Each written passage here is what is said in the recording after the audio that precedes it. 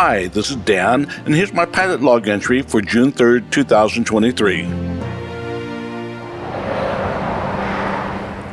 In June of 2011, they were draining Isabella Lake as fast as they could. They were worried about seepage and what an earthquake might do, so they lowered the lake and kept it low for years until they could fix the dams. Today, we're headed to Kern Valley to see how Isabella's changed lately. The dams are finally done, and I hear the lake's nearly full. All lakes are dynamic, but in these past few years, Isabella's been up and down like a yo-yo. Some years, it shrunk by almost 95%. It was both amazing and heartbreaking to see. Seeing this in 2013, it's hard to imagine that this old canal is normally completely hidden underwater. The canal and the trees are from before the dam was built 70 years ago. In 2015, the lake level is down to the bottom of the main dam. I've never seen this control gate fully exposed before this. It's normally under 100 feet of water.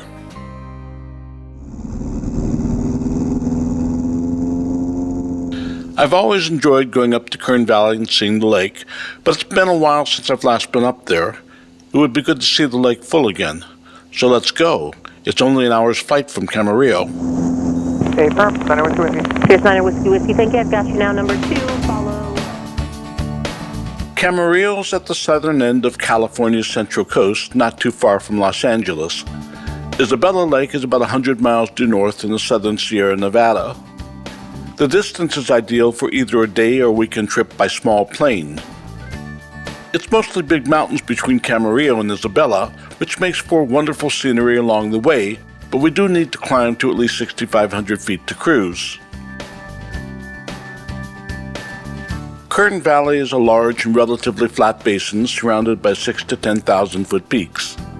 The two forks of the powerful Kern River come together here, one out of the north and the other out of the east. The dams which create the lake were built in the 1950s for many good reasons, but flood control was paramount. The city of Bakersfield lies in the floodplain of the Kern some 40 miles down this canyon, and the dams are critical for its protection. There's no doubt about the damage the Kern can do. Before the dam, Bakersfield and the Tulare Basin beyond had already suffered several major floods unleashed by the Kern. We're close enough now to get a good look at the newly remodeled dams and the almost completely filled lake behind it. There's two parts to the dam, the main dam's on the left and the auxiliaries on the right. We've switched views from actual to virtual for this last leg to the airport. This simulation from Google Earth also takes us back in time to before the dam was renovated. We're going to Kern Valley Airport to a spot just below the hangars and the tie-down ramp. This is not the airport's original location. It was moved here many years ago from a lower place nearby so that it would be next to and just above the lake when it gets to its highest. The old runway is about a half-mile south of here. It was visible most of these past few years, but now it's underwater and who knows if we'll ever see it again. The water may get all the way up to the asphalt soon. I saw that happen a long time ago, and I remember seeing an amphibious plane roll down the ramp and launch into the lake from here. It wasn't this particular Republic CB, but a plane like this could have easily operated on the lake back in the day when the lake was high. The water here is too dangerous. There are just too many old tree trunks and whatnot hidden in the lake.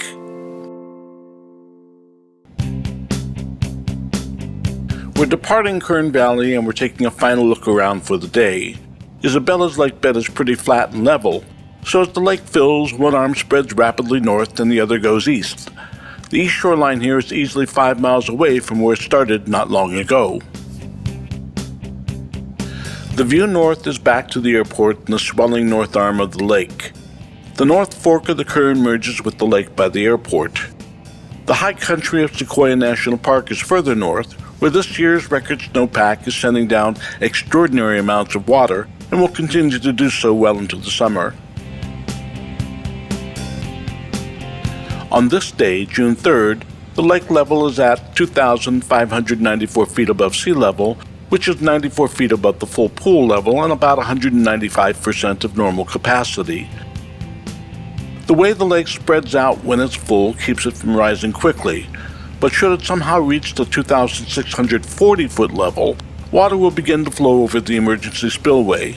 Should the lake rise as little as a foot or two above the spillway, the flow will quickly exceed 100,000 cubic feet per second, which would be spectacular to see, but extremely dangerous everywhere downstream. Well, we've spent a couple of restful hours at the airport and now we're headed home. If we fly close to the west side of this ridge, we'll get a lot of extra lift from the wind that blows against it. That helps get us to 6,500 feet for our return trip over the mountains.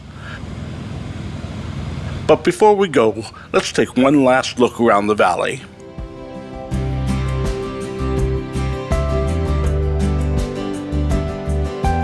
If you ask me what's the most attractive thing about Kern Valley, well, that's easy. It's the water, be it in the lakes or the rivers. Everybody wants to see it, be near it, play in it, and keep tabs on it, especially in this dry country.